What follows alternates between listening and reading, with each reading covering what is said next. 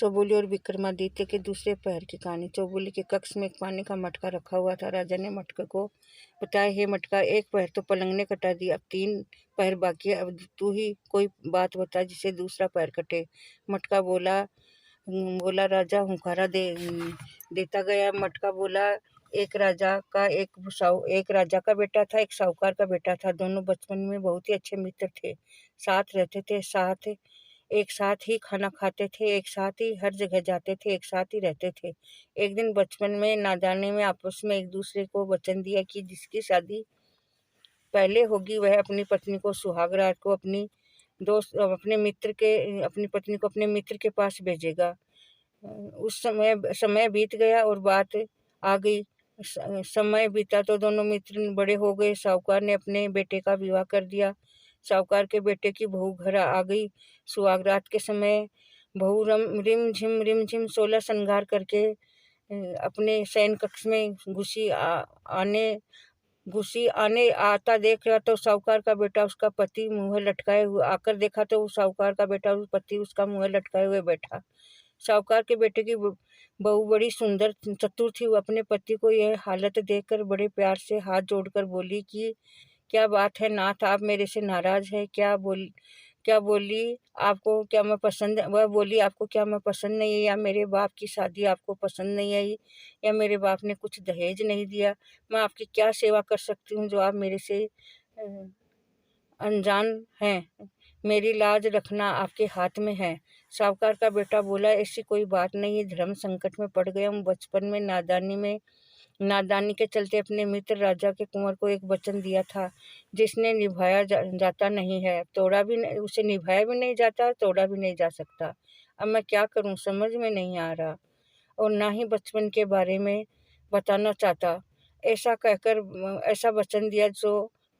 ऐसा क्या वचन दिया जो आप कृपा करके मुझे बताइए। यदि आप आपने जो वचन दिया है तो उसे पूरा भी करेंगे, इसमें मैं आपका साथ दूंगी। साहूकार के बेटे ने न चाहते हुए अपनी पत्नी को बचपन के किए वचन की कहानी सुनाई। पत्नी बोली, हे नाथ, चिंता मत करो, मुझे जाने की आज्ञा दीजिए, मैं आपका वचन भी निभा दूंगी और मेरा धर्म भी बचा लूंगी। पति की आज्ञा लेकर साहूकार की पत्नी 16 श्रृंगार करके सज सवर के कुंवर के महल की ओर चल दी। रास्ते में उसे चोर मिले। उन्होंने गहनों से लदी हुई साहूकार की पत्नी को लूटने का इरादे से रोक लिया। साहूकार की पत्नी चोरों से बोली, अभी मुझे छोड़ दीजिए, मैं जरूरी कार्य करने के लिए जा रही हूँ, वापस आकर पूरे गहने जेवरात उतार कर आपको दे दूंगी, आप मुझे रोको मत, जाने दे, आपसे मैं वादा करती हूँ। चोर बोले, तेरा क्या भरोसा, आए या ना आए? आए तो सिपाही साथ में लाए। साहूकारनी बोली कि आपको वचन देती हूँ, मेरे पति को वचन दिया था जिसको पूरा करने के लिए मैं जाऊंगी, फिर वापस आऊंगी, आकर आपको वचन देती हूँ, वचन पूरा करूंगी, अब जरूर आऊंगी। चोरों ने आपस में सलाह करके कहा कि देखते हैं वचन पूरा करके आती है या नहीं। आए तो भी सही है, नहीं आए तो भी सही, आए तो लूट का माल मिल जाएगा। साहूकारनी रमझम करते हुए कुंवर के महल की सीढ़ियों में चढ़ गई।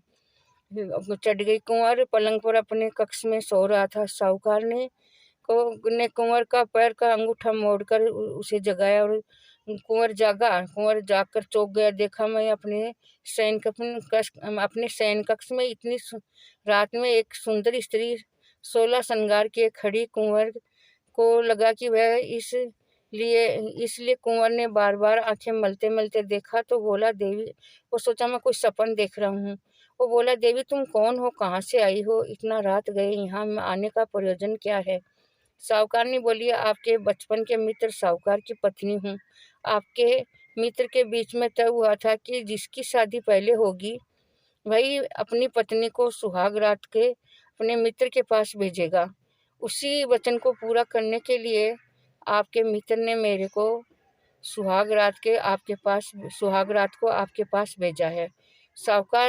कुंवर ने यह सब बात सुनकर बात याद आ गई और वो बहुत ही शर्मिंदा हुआ। वो अपने मित्र साहूकार के बेटे की पत्नी को बोला, हे देवी, मुझे माफ कर दीजिए, ये बातें बचपने में नादानी में हुई थी। ये बात आप तो मेरी माँ बहन के समान है। कुंवर ने चुनरी उठाकर हाथ में हीरे मोती का हार भरा थाल मित्र की पत्नी को भेंट कर दिया और साहूकारनी वापस लौट आई।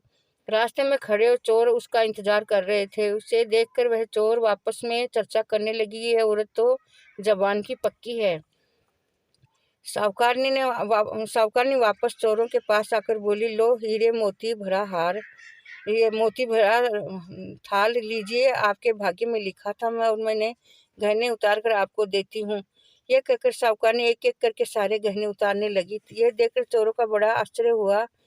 वे बोले, पहले ये सब बता, ये सब कहाँ से लाई है? हीरे मोती भरा थाल मुझे थाल तुझे को किसने दिया है?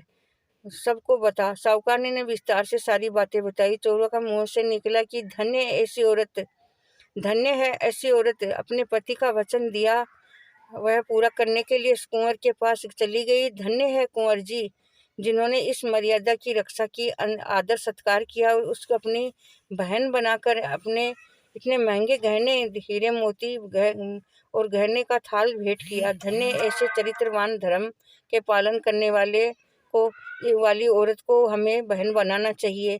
और चोरों ने भी उसको बहन बना लिया, उसका सारा धन लौटा दिया उसके, और उनके पास जो लूटपाट का धन पड़ा था वो उस बहन को भेंट कर दिया और सुरक्षित उसके घर तक पहुंचा दिया। मटकी राजा से बोली, हे राजा विक्रमादित्य, आप बड़े न्यायप्रिय राजा हैं, आप बहुत न्याय करते हैं। आप समझा इस मामले में आप ही बताइए, किसकी भलमानस साहत है क्या है, या किसकी चोरों की बड़ी या कुंवर की बड़ी भलमानस साहत है? आप उन दोनों में से कौन सा बड़ा है? विक्रमादित्य बोला, साफ दिख रहा है कुंवर की भलमानस है, साहत है ज्यादा बड़ी। इतना सुनते ही चौबोली को गुस्सा आ गया। गुस्से से राजा को बोली, अरे राजा, तेरी अक्ल कहाँ गई? क्या ऐसे ही न्याय करके तू लोकप्रिय हुआ है क्या? ये सुन, इस मामले में चोर ही बड़े भलमानस हैं। जब साहूकार ने चोरों को वचन के मुताबिक इतना धन दे रही थी, फिर भी चोरों ने उसे बहन बनाकर उनके पास जो धन था वो भी उसे दिया। इसलिए चोरों की भलमानस साहत बहुत ज्यादा बड़ी है। राजा विक्रमादित्य बोला, चौबोली, आप जो न्याय करती हैं वो सत्य करती हैं और खरा करती हैं। आप चौबोली, आपका न्याय सही है। बजा रे ढोली ढोल, बजा ढोली ढोल, चौबोली का दूजा बोल। ढोली ने 2 बार ढोल को डंके से मार कर बजाया। ढोली ढोल बजा रे। चौबोली का बोल, रात का दूसरा पहर का बोल। पार्ट 2 समाप्त।